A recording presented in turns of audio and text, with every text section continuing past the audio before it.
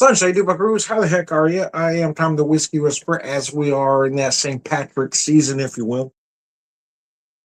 So, there was a time when I always had several Irish whiskeys around, but the last couple of years I haven't.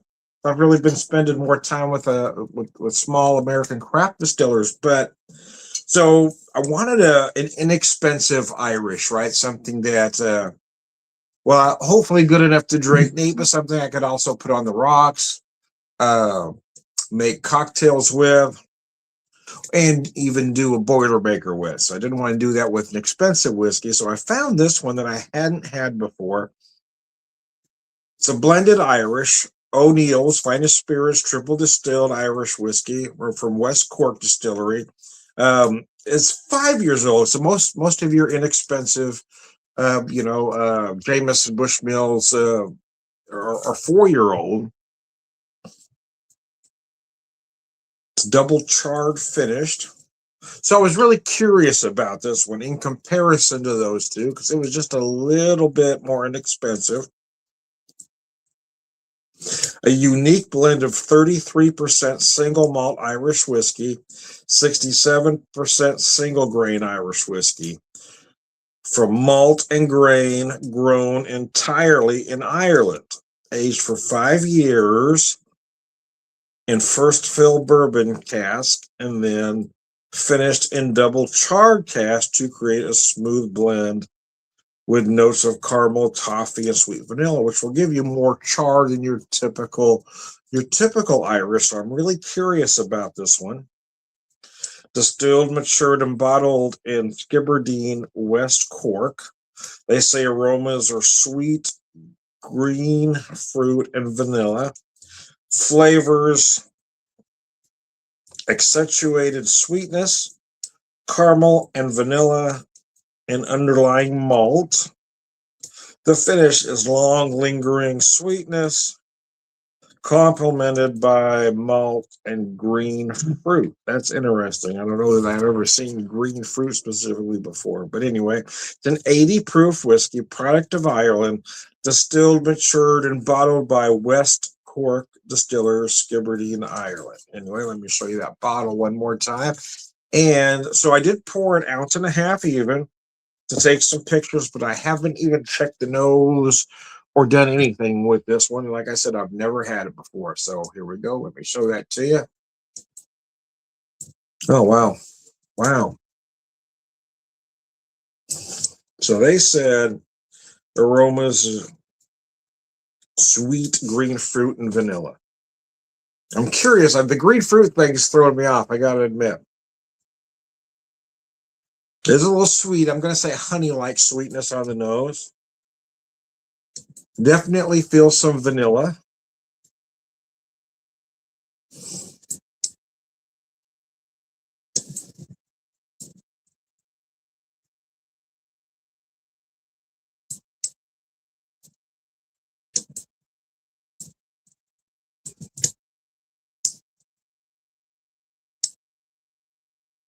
Oh wow, that is nice. Yeah, yeah, a little more char than your typical blended Irish.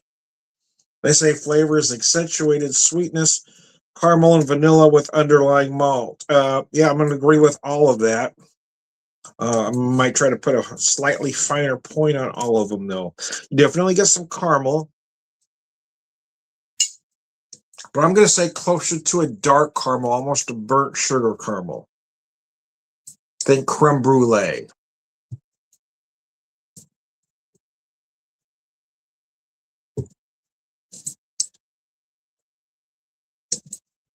Underlying malt, yeah, you get that nice malt finish.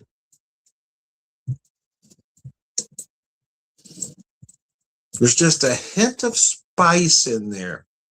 It's very light, though, almost like a mix of baking spice.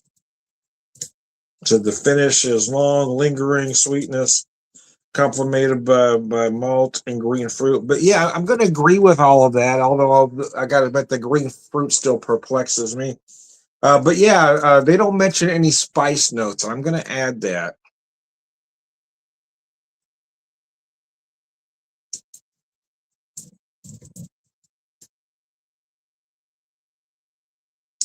Typically, you'll get a cinnamon or allspice. I'm really not feeling that, but I'm feeling a hint of clove, maybe a little nutmeg as well.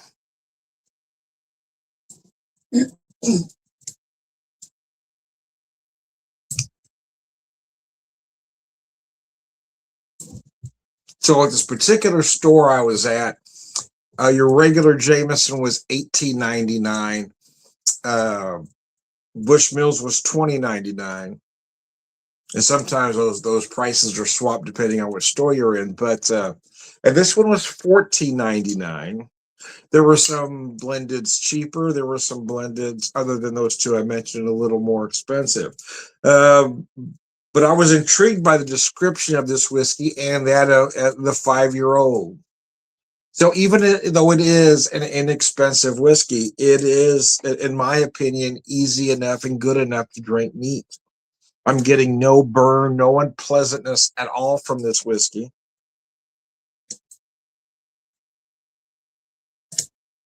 It was $14.99, so at that $14.99 price point, yeah, I mean, I think if you don't tell anybody what you're giving them, they're not going to think it's a $15 whiskey. I personally think I might have to drink a little more to be definitive, but yeah, I mean, I like it every bit as well as those names you know. And it may be even a little more distinctive with that extra char going on. And it takes it a little bit different direction. Set that down. Huh. So a whiskey like this at that price point, if you prefer cold, yeah, I wouldn't be afraid to put a globe or a big cube in there, especially again at that price point. Wouldn't be afraid to highball it or cocktail it either.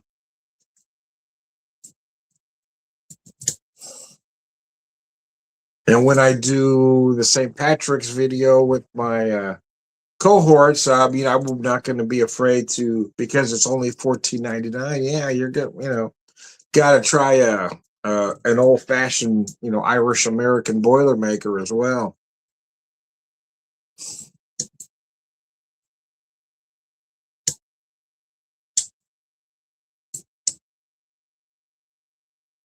Mm. Yeah, it ain't bad at all. Like I said, I'm getting no off flavors or aromas. It might not feel as nuanced as you want, say, a single malt to be. But again, it's $14.99, right? So, but again, it's very easy to drink. There's no harshness about it. There's absolutely no burn. It's very pleasant to drink.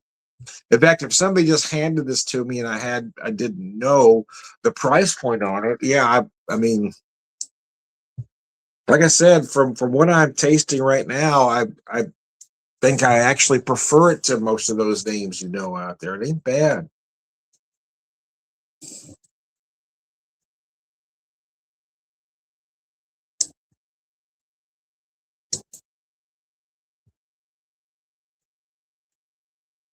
But yeah, if you want to do a classic Irish and ginger with it, do your thing. Do your thing. You can do it. If you want to do a classic Irish and ginger, yeah, I mean, it's $14.99, so I'm not going to be afraid to highball it. Fuck nuggets. That is really good though.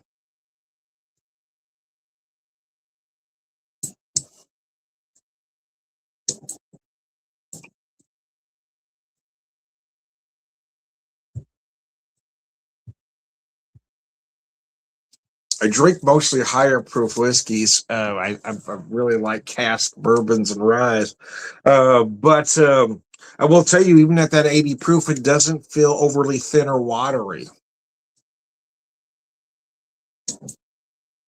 And I'm kind of surprised that they didn't mention the spice notes in the finish, because you do get just a hint there, just enough to keep it from getting too sweet on you.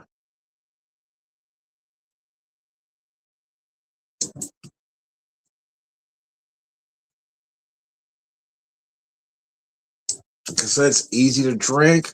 It's very palatable. Yeah, what can I say? If you're looking, what can I say, man? If you're looking for an inexpensive whiskey, yeah, this ain't a bad place to look. So I'll show you that bottle one last time here. O'Neill's with 2 L's. And I'd never seen it before this year, so but this is the first St. Patrick's Day we've had a Total Wine, so I don't know. Anyway, I am Tom the Whiskey Whisperer, Whiskey Evangelist, prolific whiskey drinker, for rare wisdom, all around good guy, and sláinte.